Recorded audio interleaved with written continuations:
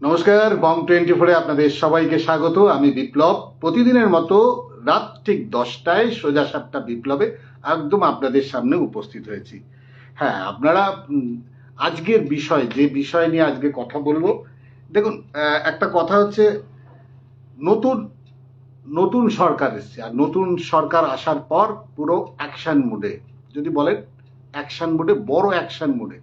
এবং যেটা হচ্ছে, যেটা সবচেয়ে বড় করা হচ্ছে, একেবারে তৈরি হচ্ছে তৃণমূল নেতা তথা তৃণমূলে আশ্রিত যে সমস্ত মানে কর্মীরা, যে সমস্ত কর্মীরা মানে দুষ্কৃতি যদি বলা যায়, তাদের একটা তালিকা তৈরি করা হয়েছে। আর সেই তালিকা ধরে এক এক করে, একদম যদি বলা যায়, এক এক করে এক একজনকে ধরা হচ্ছে,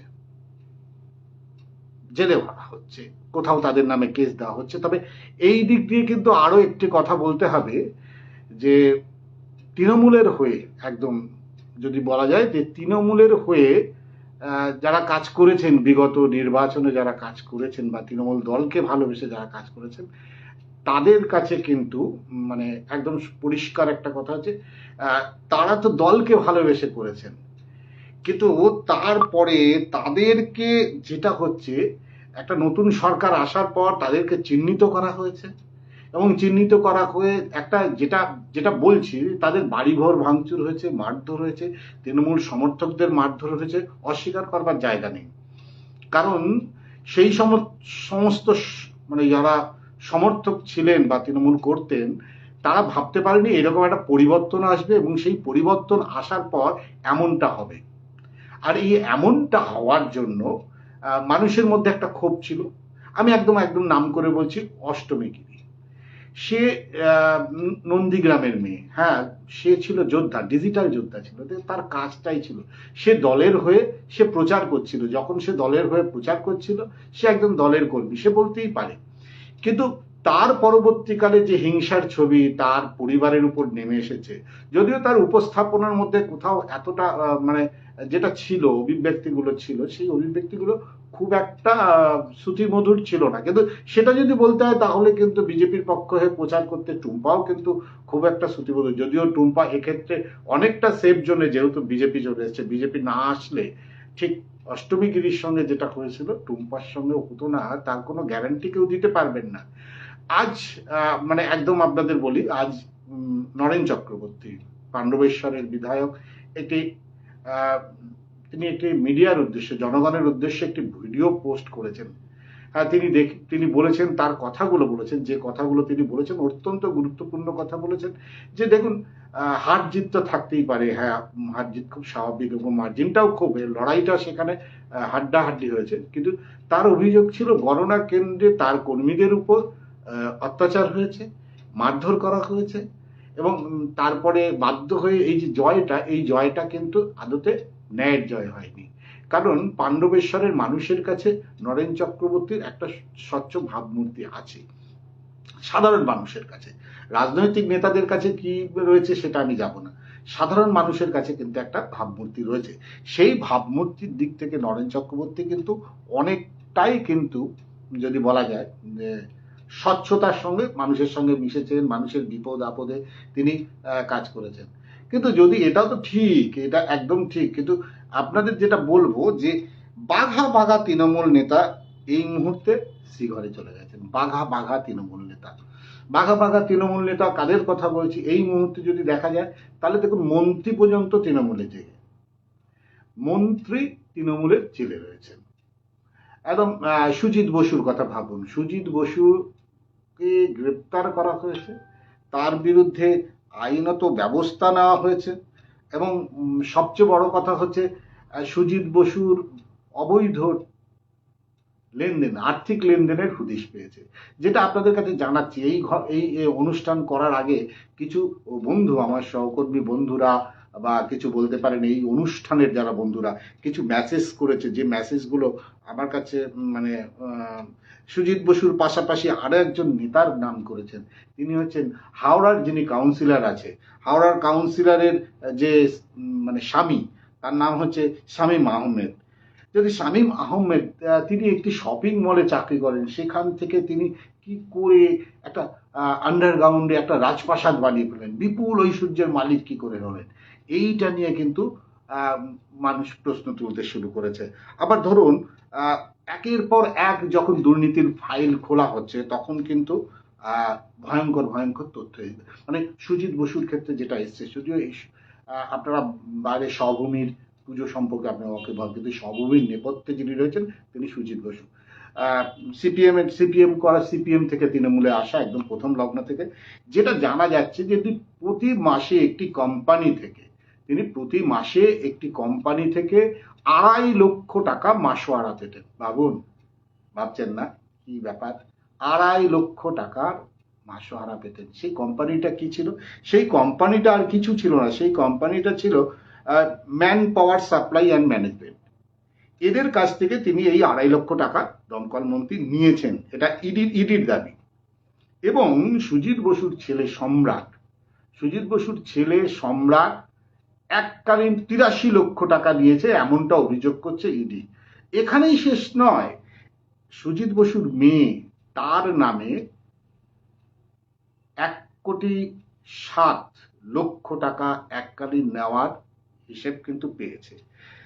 এবং যেটা হচ্ছে নিয়োগ দুর্নীতির ক্ষেত্রেও কিন্তু কালো টাকা সুজিত বসুর কাছে গেছে, এমনটাই দুটি সংস্থার মাধ্যমে এই কালো টাকাকে সাদা করার একটা যেটা বলছি ইডি বলছে, এটা আমি বলছি না। এবং আপনাদের যদি বলি যে 2016 সালের 1 আগস্টের একটা চুক্তিপত্রে ইডি বাজেয়াপ্ত করতে চুক্তি অনুযায়ী ম্যান পাওয়ার সাপ্লাইয়ের জন্য প্রতি মাসে £2.5 লক্ষ টাকা নিতেন। কেন নিতেন সুজিত বসু £2.5 লক্ষ টাকা? আপনাদের জানিয়ে রাখি, ডানকুনি, ডানলপ এবং আরো বেশ কয়েকটি জায়গায়, বিশেষ করে কলকাতার হাইড রোডের ওয়্যার হাউসের সেখানে বেশ কিছু কর্মী ছিল, যে শ্রমিক ছিল, সেই শ্রমিকদের বিভিন্ন ক্ষোভ বিক্ষোভ আন্দোলনের কাজ ব্যাহত হচ্ছিল। সুজিত বসুর কাজ ছিল এই যে শ্রমিকদের সঙ্গে কথা বলে বিষয়টাকে মিটমাট করিয়ে নেওয়া। আর এই মিটমাট করিয়ে দেওয়া শ্রমিকদের কন্ট্রোল করার জন্য যেটা ইডি বলছেন সেটা হচ্ছে মাসে তিনি £2.5 লক্ষ টাকা করে নিয়েছেন, এবং এককালীন টাকাও নিয়েছেন তার ছেলে, এমনটাই বলা হচ্ছে। এবং সব এরপরে আসছে ঘুরপথে তিনি, মানে যেটা জানা যাচ্ছে 150 জন নিয়োগ হয়েছিল, তার মধ্যে 40 জনকে অবৈধভাবে এখানে ঢোকানো হয়েছে। আর এই 40 জনের অবৈধভাবে ঢোকার জন্য তাদের থেকে কিন্তু একটা মোটা রকমের মাসোয়ারা, মানে একটা মোটা রকমের টাকা নেওয়া হয়েছিল। কোথাও টাকা নেওয়া হয়েছিল, কেউ আবার একটি বাড়িও গিফট করেছে, এমনটাই বলছেন ইডি, এটা আমাদের কথা নয়। এবং আপনাদের জানিয়ে রাখি যে সুজিত বসুর একটি চাইনিজ রেস্তোরাঁ এবং ধাবাকাম একটি রেস্টুরেন্ট ছিল। মানে ভাবুন একটু ব্যাপার, একটি চাইনিজ রেস্তোরাঁ, একটি ধাবাকাম রেস্তোরাঁ, পানশালাও বলতে পারেন, যেটা সুজিত বসুর ছেলের নামে ছিল। এবং মজার বিষয় হচ্ছে যে আপনারা অবাক হয়ে যাবেন, কোভিডের সময় আপনাদের মনে আছে, কোভিড পিরিয়ডে কেউ বাইরে বেরোতে পারছেন না, বাইরে বেরোলে পুলিশ মারছে। হসপিটাল ছাড়া সেইভাবে কোনো কিছু, হসপিটাল থানা ছাড়া সেইভাবে কোনো কিছুই খোলা ছিল না, সেই সময়টা কোনো রেস্তোরাঁ খোলা ছিল না, সবটাই বন্ধ করা ছিল।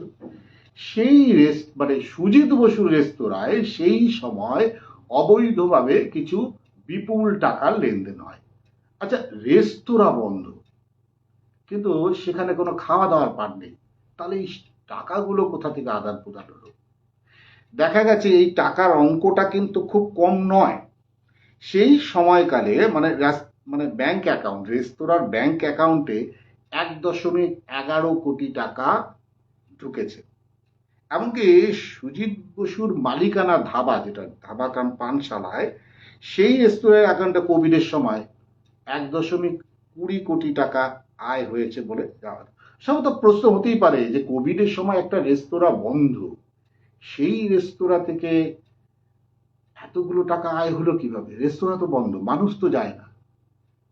এবার সেই টাকার লেনদেন ধরে ইডি যখন তদন্ত শুরু করে তখন 11 জন মালিকের হদিশ পাওয়া যায়। 15টা মানে ভুয়ো সংস্থা, এই 15টা ভুয়ো সংস্থার মধ্যে 11 জন মালিককে খুঁজে পাওয়া যায়, এবং 11 জন মালিকের নাম কিন্তু সেই সামনে আসে। তাহলে এটা তো একদম পরিষ্কার যে ইডি যে তথ্যগুলো কোর্টের কাছে পেশ করছেন, যদিও সুজিত বসুর জামিনের জন্য তার যে উকিল তিনি দাবি করেছিলেন যে নিয়োগ প্রক্রিয়ায় সুজিত বাবুর নাম যেহেতু নেই সেহেতু তাকে জামিন দেওয়া হোক, এবং এটা বেআইনিভাবে তাকে ফাঁসানো হচ্ছে, উদ্দেশ্যপ্রণোদিতভাবে ফাঁসানো হচ্ছে। বিষয়টা এইখান পর্যন্ত ঠিক আছে। সেক্ষেত্রে ইডির দাবি ছিল ওনাকে জামিন দেওয়া হলে উনি এখান থেকে বেরিয়ে উনি কিন্তু যারা এর সাক্ষী আছে সেই সাক্ষীদের তিনি ভায়োলেন্স করতে পারেন বা তাদেরকে বিরত করতে পারেন, ব্যাঘাত ঘটতে পারে, তদন্তের স্বার্থে ব্যাঘাত ঘটতে পারে। তাহলে দেখুন, এই যে এত বড় দুর্নীতি হয়েছে, এই দুর্নীতির খবর কি জানতো না? খবর কি জানতো না? আপনাদের আরো জানিয়ে রাখে, যেটা জানলে আপনারা চমকে যাবেন, সেটা হচ্ছে এই যে মানে দুর্নীতির কি সামনে একটা স্বচ্ছ ছবি রাখা হয়েছিল, সেটা হচ্ছে মানে শ্রীভূমির দুর্গাপুজো, কোটি কোটি টাকার দুর্গাপুজো। এই দুর্গাপুজো নিয়েও সাধারণ এলাকার মানুষের মধ্যে কিন্তু একটা মতবিরোধ রয়েছে, এমনটা জানা যাচ্ছে। কারণ পুজোর কদিন তাদের জীবন একেবারে ততষ্ট হয়ে ওঠে, যারা সেখানটায় থাকে স্থানীয় মানুষ, তারাও এই বিষয়টা এখন মুখ খুলছে যেহেতু ক্ষমতায় নেই। বিষয়টা সুজিত বসুর কথা কেন সামনে আনলাম? কারণ একজন মন্ত্রী এই মুহূর্তে জেলে। আপনারা জানেন যে আরো বেশ কিছু নাম এই মুহূর্তে আমি আপনাদের সামনে বলবো, নিশ্চয়ই আগামী দিনে বলবো। কলকাতার এক বিখ্যাত প্রমোটার, বেলেঘাটার প্রমোটার, তাকে ধরা হয়েছে, তিনি শ্রীঘরে এই মুহূর্তে। বেশ কয়েকটা নাম উঠে আসছে, তারা আস্তে আস্তে তাদেরকে সরকার শ্রীঘরে পাঠিয়ে দিয়েছেন।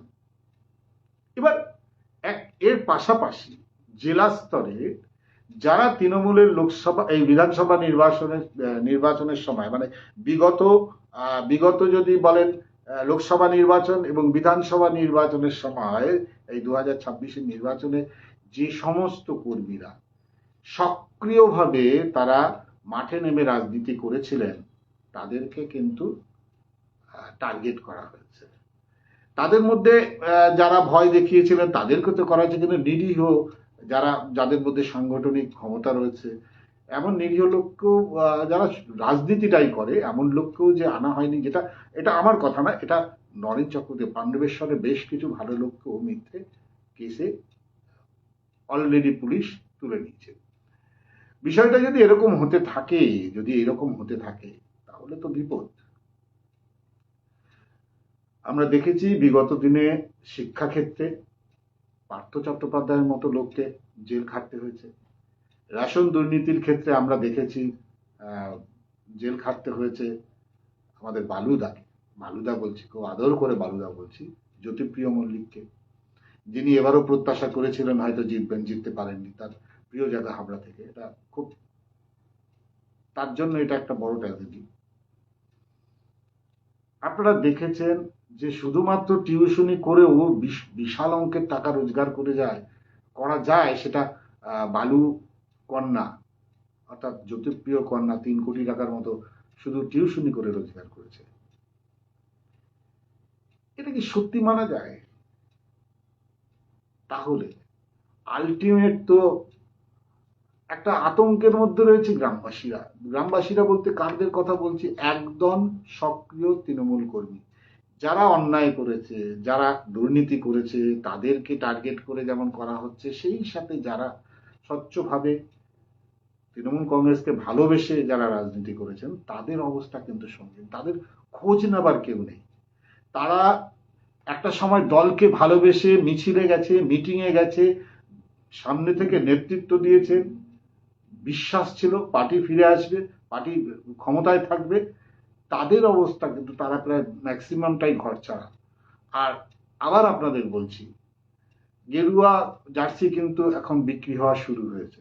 আমি গেরুয়া জার্সি বলছি অনেক ভেবে বলছি।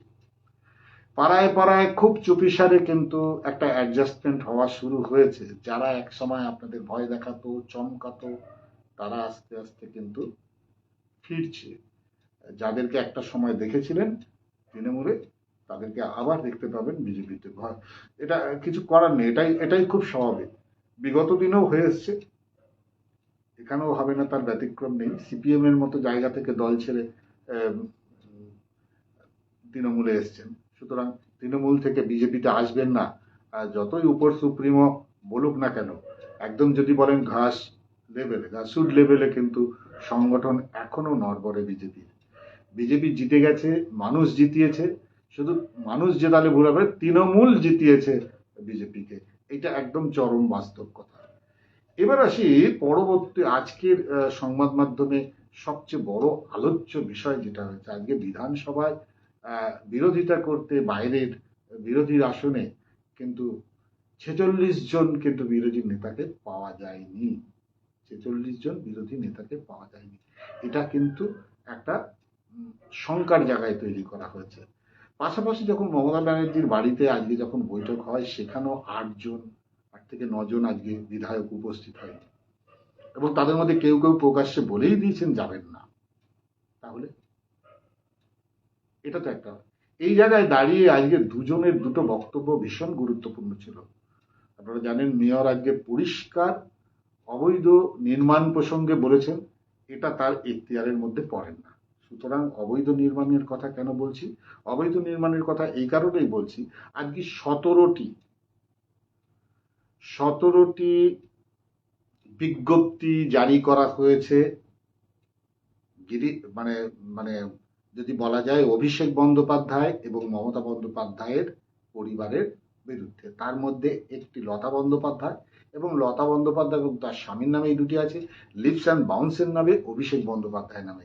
নির্মাণ নিয়ে যেটা করা হয়েছে সেখানে যে পরিষ্কার করে যে লাগিয়ে দেওয়া হয়েছে বিজ্ঞপ্তিতে, নোটিশ যাকে বলা যায়, নোটিশ 17টা নোটিশে একদম পরিষ্কার করে লিখে দেওয়া হয়েছে যে 7 দিনের মধ্যে অবৈধ নির্মাণ ভেঙে ফেলতে হবে। আপনারা সবাই আশ্বস্ত হচ্ছেন এবং প্রশ্ন তুলেছেন, বাড়ির ভিতরে যে এক্সিলেটর যেটা করা হয়েছে সেটা বৈধ কি অবৈধ নিয়েও কিন্তু প্রশ্ন ওঠা শুরু হয়েছে। তাহলে একটা জিনিস তো পরিষ্কার হয়ে যাচ্ছে যে কোথাও একটা দুর্নীতি হয়েছে, আর সেই দুর্নীতি একদল লোক করে গেছে রাজনৈতিক ছত্রছায়ায়, আরেক দল লোক কিন্তু এই দুর্নীতিটাকে মাথায় নিয়েই মাঠে ঘাটে তারা রাজনীতি করেছে। তাদের অবস্থা ভাবুন, তারা মানুষকে নিয়ে রাজনীতি করেছেন। তবে হ্যাঁ, দুর্নীতি ব্লক স্তরে হয়েছে, পঞ্চায়েত স্তরে হয়েছে, এটা অস্বীকার করবার জায়গা নেই। এই পর্যন্ত তো একদম আপনাদের যেটা বললাম, এটা সারাদিনের আজকের যে পরপর খবর যেগুলো ছিল। তাহলে আগামী দিন তৃণমূল কংগ্রেসের ভবিষ্যৎ কি? আপনারা ভাবছেন বিজেপি এসছে, আপনারা খুব নতুন পরিবর্তন আসবে এবং মানুষ অনেক ভালো থাকবে, 1,500 টাকাটা 3,000 টাকা অন্নপূর্ণা ভান্ডার পাবেন, যুব ভাতাও পেলে 3,000 টাকা পেতে পারেন।